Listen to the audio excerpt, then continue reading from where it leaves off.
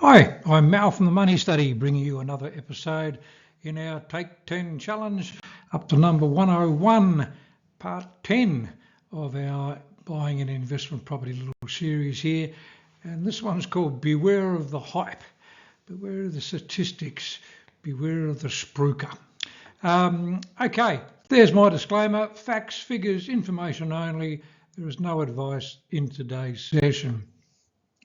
There are so many sessions out there available where there are people spruiking buying an investment property to build our wealth.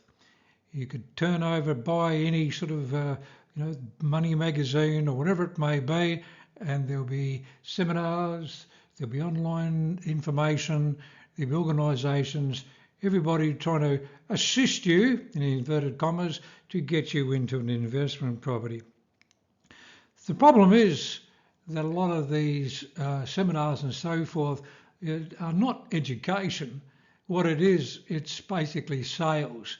So a lot of these seminars are run by property developers, people who are trying to push their own product, their own block of apartments and so forth. Not to say that they're all scumbags, but there is certainly a sales approach to the bulk of these seminars.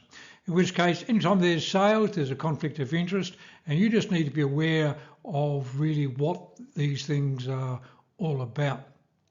See, the media in general, and you pick up all these papers and read articles and so forth, saying, that how wonderful property is because it's just gone up by 10% or 15% or whatever it may be.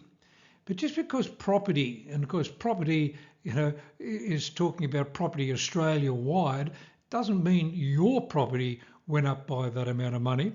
This is where we've got to be careful. You might be very lucky. You might have done your homework. You might have indeed been able to pick up a very good property that is indeed going up by 10% per annum or something like that.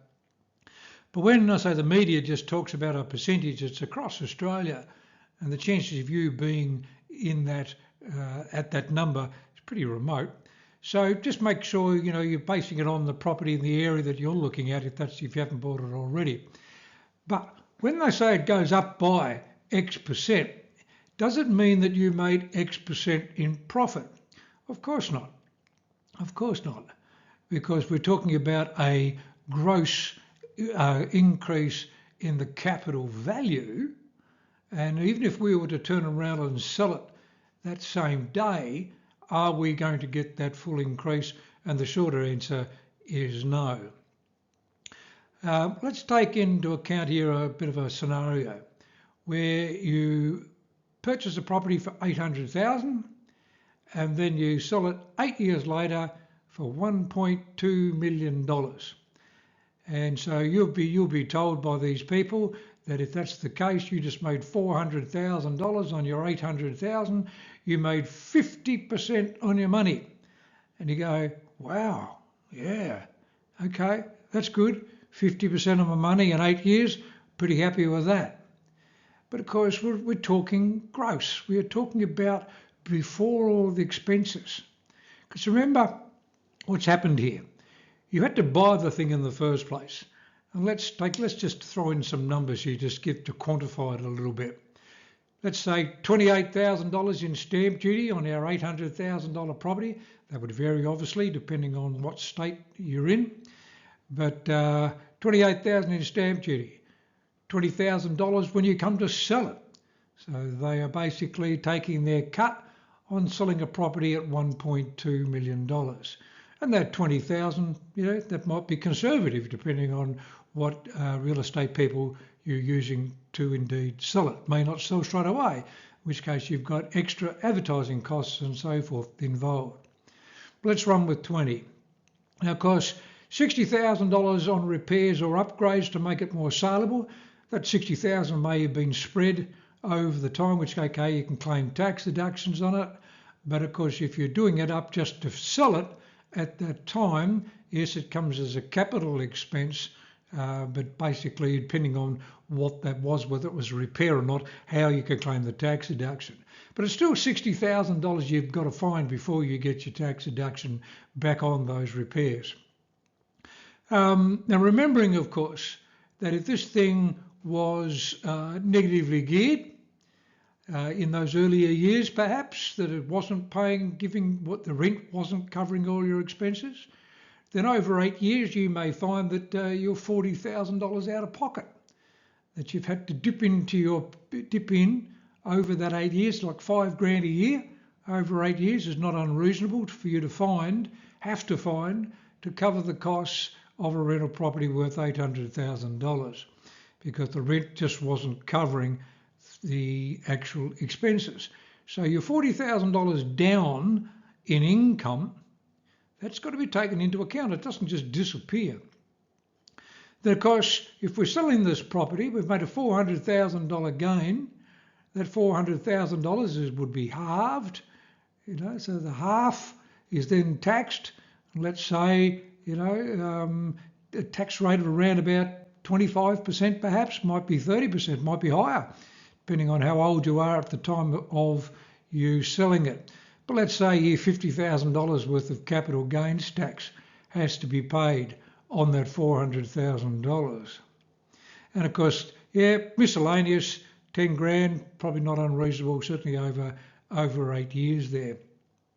So we've got a total of $208,000 worth of expenses that other costs have come in. Now, yes, there are some tax deductions on some of this, but some of it you may have got over time, some of it you may get back when you sell it. But when you really look at it, it's still a case that our $208,000 worth of expenses, so our profit really was only $192,000. Now, of course, $192,000 out of our $800,000 is effectively 24%. You think, okay, 24%, that's okay. Still, net terms, I'm pretty happy with that. 24%, but that's over 8 years. And if you look at what compounding it will do, that's literally only 2.7% compounding. Now, 2.7% compounding, you could get that right now by using a high interest rate bank account or a term deposit. You could get possibly even, 4s and 5s, even nearly double what this is getting you, with absolutely no risk and absolutely no effort. So, when they start spruiking these numbers, you've got to really take it into account. Now, don't get me wrong, I'm not against investment property. I'm not against investment property. I'm just basically saying that there are a lot of issues here that a lot of people just sort of ignore, and you can't ignore them. They are facts as to what goes on in buying an investment property. And of course, if we are relying very heavily here on the capital growth, we are really hoping that our property has gone up by $400,000 over this, let's just say this particular case, 8 years. It certainly may not have done. No, may have done more. See, these property seminars, they will tell you that in history, Australian house prices go up by 7% per annum. Now, do they? Again, that's Australia-wide.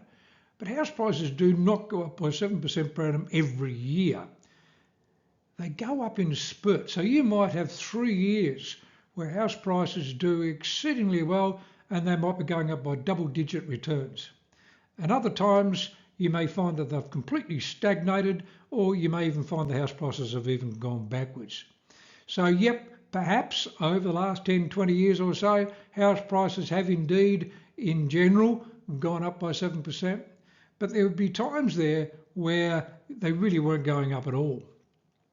And so it comes down to this whole business of, probably Murphy's Law. When you buy, where have you bought? What are the chances of this continuing to go up like it's been going up recently? There's a lot of pressure on the government to reduce house prices make it easier for first home buyers. And if they do get rid of things like, or reduce things like negative gearing and capital gains tax, it's got to have an impact. So we've got to take that sort of thing into consideration going forward. So we are relying heavily on capital growth. This is where I really like, if you're going to buy an investment property, we're trying to get it to positively geared as soon as we possibly can, so that the income is what is really helping us with our wealth creation there. Anyway, I say a bit of a bit of a wake-up call perhaps, and this is where perhaps investment property probably very good for a 30-year-old, 40-year-old, possibly even a 50-year-old. But I get people coming in to see me at 60, trying to take all of their superannuation to buy an investment property because they believe it's safer. Well, you can have safe money in super, literally by putting it into a cash or a conservative style option, still get the sort of 4, 5 and 6% quite reasonably, but have all the advantages of tax-free and liquidity in super, where you've got all the hassles and all the illiquidity of an investment property. Anyway, just food for thought. Always happy to have a chat, because you might have a particular situation which changes all of this, literally because of where the property is, what you can do with it, and your own ability to be able to fix it up or whatever. More than happy to have a chat. Look forward to you joining me on the next session.